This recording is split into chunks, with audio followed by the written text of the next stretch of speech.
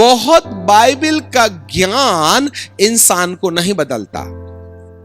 Listen me carefully, बहुत Bible का ज्ञान इंसान को नहीं बदलता। बाइबल का एक शब्द इंसान की जिंदगी उलट पुलट करके रख देता है। जागृति लाने के लिए बहुत बाइबल की जानकारी की जरूरत नहीं है।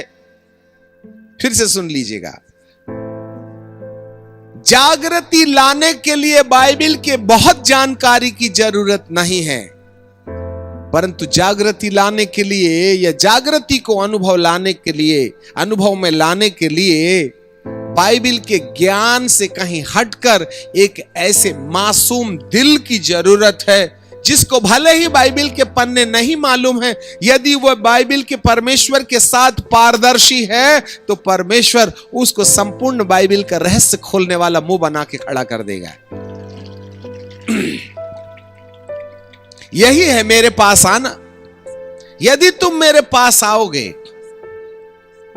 वरदान पाने के लिए नहीं, हमारी वजनदार भाषा को ध्यान से सुनिए, वरदान पाने के लिए नहीं, तुम्हें मेरे पास वरदान पाने के लिए आने की आवश्यकता नहीं है, वरन तुम्हें मेरे पास इसलिए आना है कि जिस तरीके से मैं तुमको तोड़ना चाहता हूं, मोड़ना चाहता हूं, मरोड़ना चाहता हूं, तुम मेरे हिसाब से टूटने और मुड़ने और जमीन में फेंके हुए पानी की तरह बनने के लिए तैयार हो जाओ।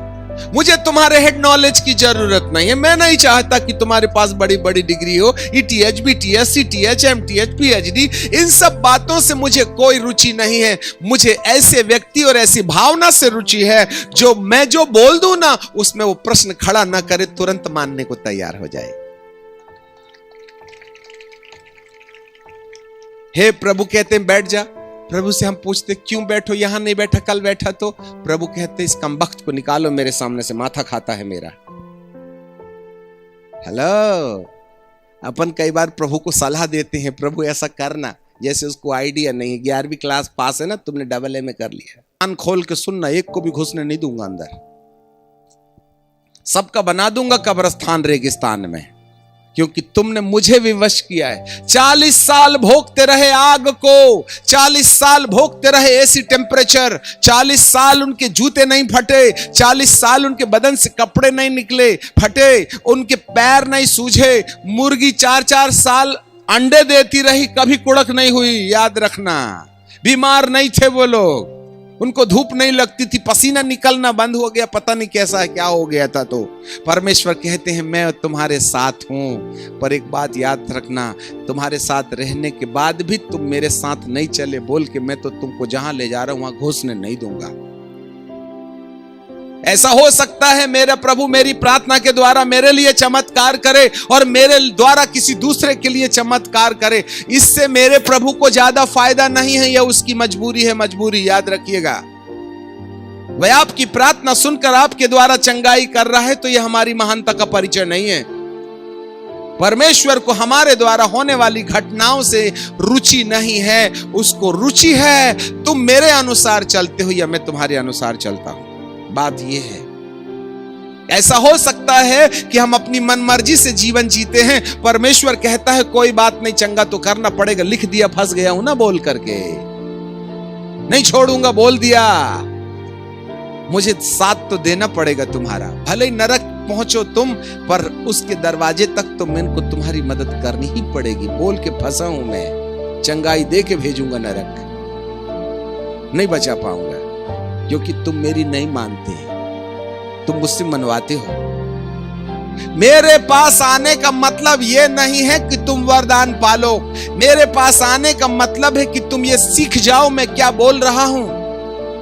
मेरे पास आने का मतलब यह नहीं कि तुम्हें अभिषेक मिल जाए और तुम महान परमेश्वर के दास बन जाओ।